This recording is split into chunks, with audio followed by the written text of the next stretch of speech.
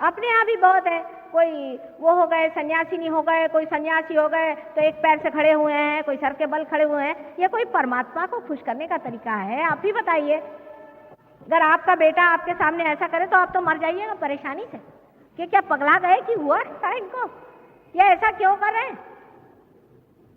किसने बताया आपको कि आप अपने को इतनी तकलीफ दीजिए, इतने परेशानी में डालिए, रात दिन यहाँ मुसलमानों में पकड़ के कोड़े मारो, चिल्लाओ, चीखो, ये किसने बताया?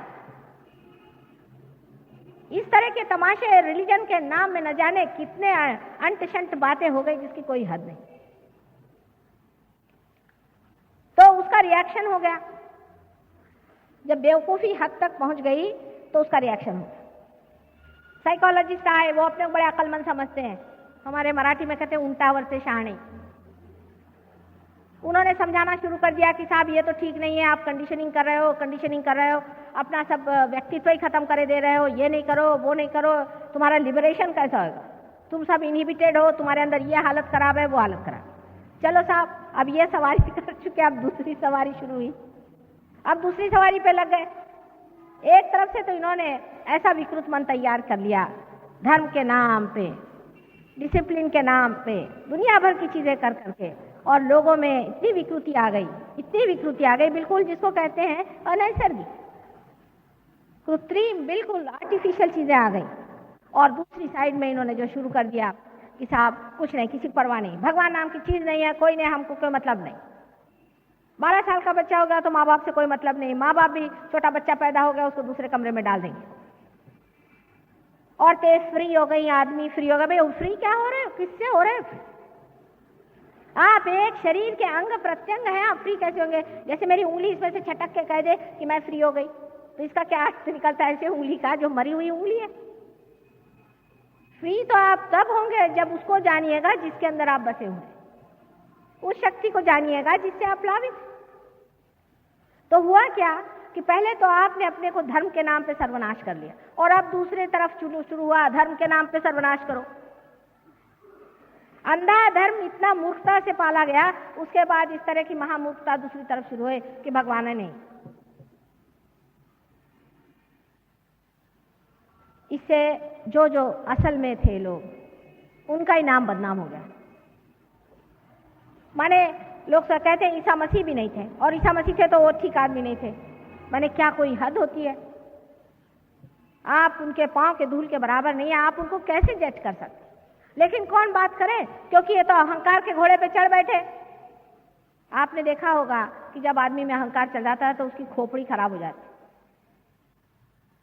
एक कहानी है कि कुछ देहाती लोग एक मिनिस्टर साहब से मिलने गए, तो उनके पीए साहब मारे अपनी शान बगा रहे थे। तो बेचारे देहाती को समझ में आया, उन्होंने कहा कि साहब आप क्यों इतने बिगड़ रहे हैं? कहना आपको पता नहीं मैं पिए हूँ? कहना हमको पहले पता देते आप कि आप पिए हुए हैं तो हम आपके सामने नहीं आते। तो जिसके ईगो चढ़ जाता है वो पिए हुए आदमी जैसा था, उसको समझ में नहीं आता है। उसके पास अगर सत्ता हो गई तो उसको तो ऐसा लगता है कि वो घोड़े से भी जल्दी चल रहा है। घोड़ा तो पीछे रहेगा, ये ऊपर ही दौड़ते रहता है बिगाड़ घोड़े के। अजीब पागलपन के नमूने आप लोगों ने देखे होंगे, मुझे बताने की जरूरत नहीं। कोई आदमी फोन पे बात करता तो फौरन पता हो जाता कि कहाँ की चिड़िया है ये। बात के ढंग में, बातचीत में, हर एक चीज में उसके अंदर अहंकार ऐसा जोर मारता है कि उसको पता ही नहीं चलता। आप लोगों के अहंकार में अभी तक उतनी वो नहीं आई है चुस्ती जितनी हमने वेस्ट के लोगों में देखी। उनका तो अहंकार ऐसा उन पे जमा बैठा हुआ है कि वहां का एक साधारण मजदूर भी इस तरह से बात करता है कि लगता है ये कौन से पागल खाने से चला है भाई। वहां तो नम्रता नाम की चीज किसी को मालूम नहीं, सुबह से शाम गाली गलौज के सिवा बात ही नहीं करते। कम से कम अपने देश में सभ्यता है, कम से कम बोलने में लोग सभ्यता से बात करते हैं। नसीब है मैं मराठी में हिंदी में बोल रही हूँ, ये लोग सुनेंगे नहीं। हालांकि वो खुद ही कहते हैं, मुझसे कहते हैं माँ हमारे अंदर कलोसल ईगो आ गया है, हम कहीं नेपोलियन तो नहीं थे पहले जन्म में। इसलिए समझ लेना चाहिए कि एक तरफ तो हम बहते बहते चले गए, एक साइड में अंधश्रद्धा में, और दूसरी तरफ हम बहते बहते चले गए अहंकार। दोनों भी चीजें असलियत से दूर है। हर एक चीज का जो इसेंस होता है, जो तत्व होता है, बीचों बीच होता है। हमारी भी पीठ की रीढ़ की हड्डी बीचों बीच बीचों बीच रहना, मध्यगा, उसी में शक्ति होती है। क्या हमारा हाथ भी टूट जाए तो फर्क नहीं पड़ेगा, लेकिन हमारी रीढ़ की हड्डी टूट जाए तो हम जी भी नहीं सकते। इसीलिए जो इंसान एक्सट्रीम्स पे चलते हैं, अब पैसे के लिए भागना शुरू हुआ तो पैसों के लिए भाग रहे। अरे भाई, उसकी भी कोई हद होती है या क्या? आखिर तुम्हें क्या खरीदना है? क्या हेलीकॉप्टर खरीदना है? पैसे के पीछे भागेंगे तो इस हद तक कि देश भी बेच दो, कोई हद नहीं। पैसा है ना, पैसे की इज्जत होती, और कोई पैसे की इज्जत नहीं होती। सब लोग जानते हैं कि एक कोई भी ऐसा आदमी हो जो इस तरह का है, वो सिर्फ मुंह देखी इज्जत करता है इंसान। जैसे ही उसकी पीठ फिरती है, कहते देखा है ये ब्लैक मार्केटियर जा रहा है, ये महा चोर है, परसों जेल से छूटा है। जो आदमी पैसे की इज्जत करता है वो वहीं तक सीमित है। आपके अंदर उन्हीं चीज की तो वो इज्जत नहीं करा, आपकी तो बाहरी चीज की इज्जत हो रही है। आपका अंदर क्या है? आप में अपनी घर प्रतिष्ठा है, आप में अपना अगर सेल्फ रिस्पेक्ट है, तो आप क्यों अपने को पैसे के पीछे में बेच रहे हैं? आप मनुष्य हैं, मानव हैं, बहुत ऊंची चीज है। पैसा तो ठोकर पे चलता है, धूल है पैसा। पैसे से मिलने क्या वाला? और ये पैसा इसीलिए आपसे झेलता भी नहीं।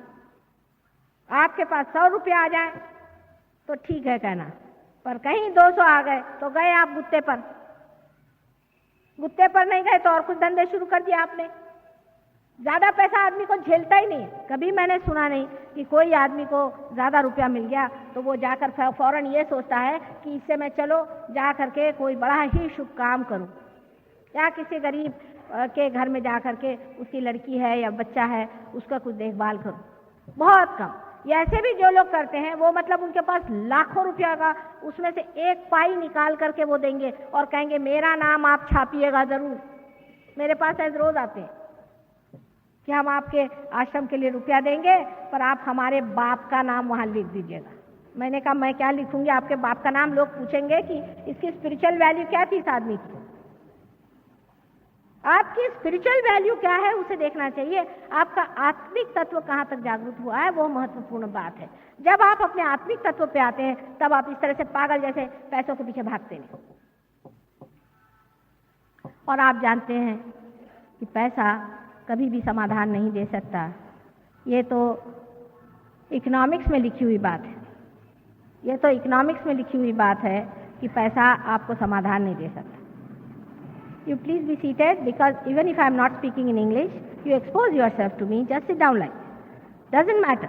You see, so many people listen to me in English yesterday patiently because they realize it is the exposure to mother is important and not what she speaks.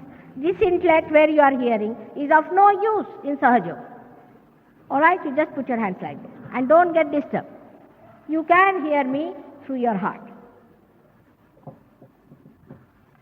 तो आपकी जो असलियत है उसकी इज्जत करिए।